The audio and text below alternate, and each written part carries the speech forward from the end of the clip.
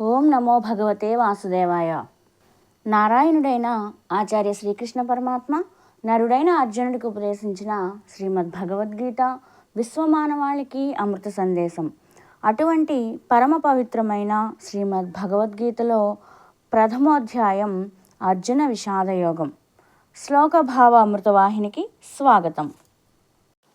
తతః శంఖాశ్చ భేర్యశ్చ పణవానకగోముఖాః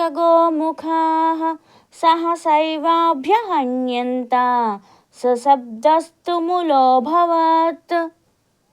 భీష్ముడు శంఖారావం చేసిన తర్వాత కౌరవ సైన్యంలో మిగిలిన వారందరూ శంఖాలను, భేరులను, నగారాలను, తప్పెటలు, మృదంగాలు, గోముఖ వాద్యాలు మొదలైన వాటిని మ్రోగించారు. ఆ శబ్దాలతో దిక్కులన్నీ మారుమ్రోగాయి. తతః శ్వేతైర్హయైర్యుక్తే మహతి స్యందనే స్థితౌ మాధవః పాండవశ్చైవ దివ్యౌ శంఖౌ ప్రదధ్మతుః. తర్వాత తెల్లని గుర్రాలతో కూడిన గొప్ప రథములో కూర్చుని ఉన్న కృష్ణార్జునులిద్దరూ తమ తమ దివ్య శంఖాలను పూరించారు.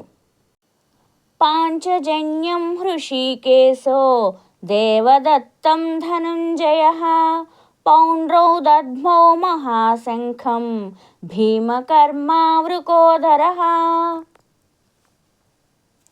ఓ ధృతరాష్ట్ర మహారాజా, శ్రీకృష్ణుడు పాంచజన్యము అనే శంఖాన్ని, అర్జునుడు దేవదత్తము అనే శంఖాన్ని పూరించారు. భయంకరమైన కార్యాలను చేసే భీముడు పౌండ్రం అనే శంఖాన్ని పూరించాడు.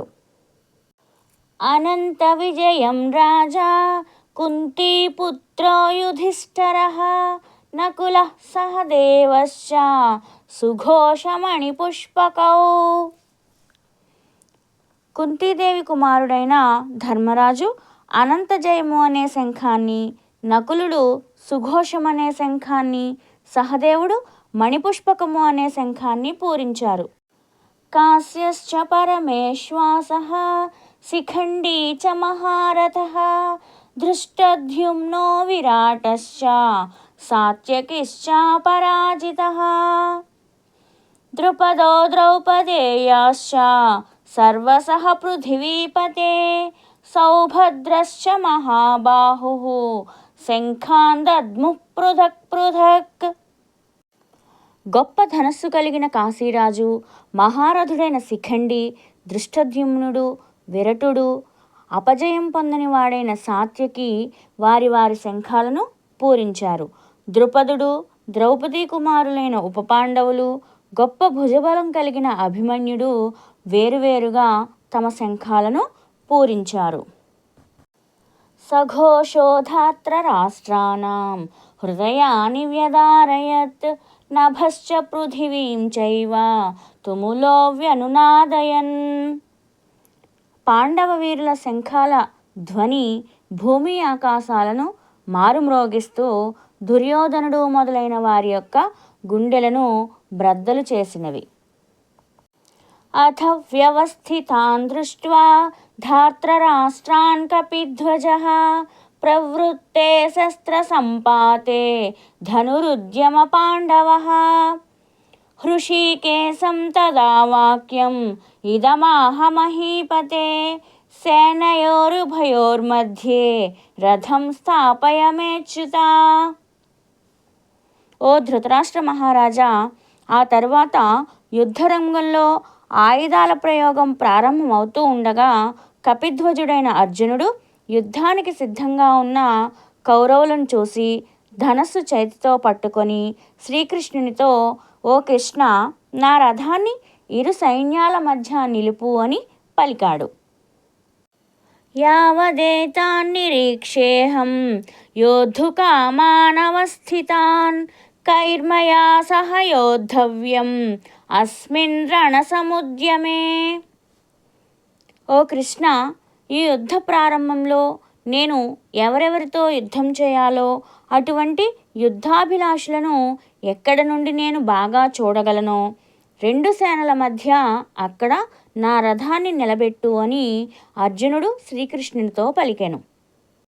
योत्समानानवेक्षेऽहं यतेऽत्र समागताः धार्तराष्ट्रस्य दुर्बुद्धे యుద్ధే ప్రియచికీర్షవః. దుష్టబుద్ధి గల దుర్యోధనునికి యుద్ధంలో ప్రియం చేయడానికి ఇక్కడికి చేరి ఉన్న ఈ యోధులందరినీ నేను చూస్తాను అని అర్జునుడు శ్రీకృష్ణునితో పలికారు.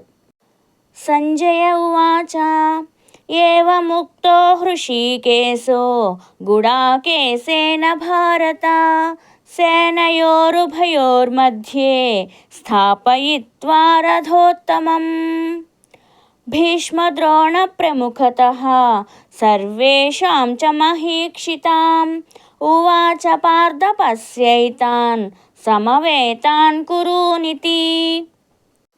ఓ ధృతరాష్ట్ర మహారాజా, అర్జునుడు శ్రీకృష్ణుడితో ఈ విధంగా చెప్పగా శ్రీకృష్ణుడు ఉత్తమమైన ఆ రథాన్ని రెండు సైన్యాల మధ్యలో భీష్మద్రోణులకు మిగిలిన అందరి రాజులకు ఎదురుగా నిలిపి అర్జునుడితో, అర్జున, ఇక్కడ ఉన్న కౌరవులను చూడు అని చెప్పారు అని అక్కడ జరిగిన విషయాలను సంజయుడు ధృతరాష్ట్రుడితో వివరించారు. శ్రీకృష్ణార్పణమస్తు. శ్రీమద్ భగవద్గీత అర్జున విషాదయోగంలో మిగిలిన భాగాలను వినడానికి, భగవద్గీతలోని మిగిలిన అధ్యాయాలను వినడానికి, అలాగే తెలుగు సాహిత్య ఆధ్యాత్మిక విషయాలను తెలుసుకోవడానికి ఈ ఛానల్ని సబ్స్క్రైబ్ చేసుకోండి. శ్రీకృష్ణార్పణమస్తు.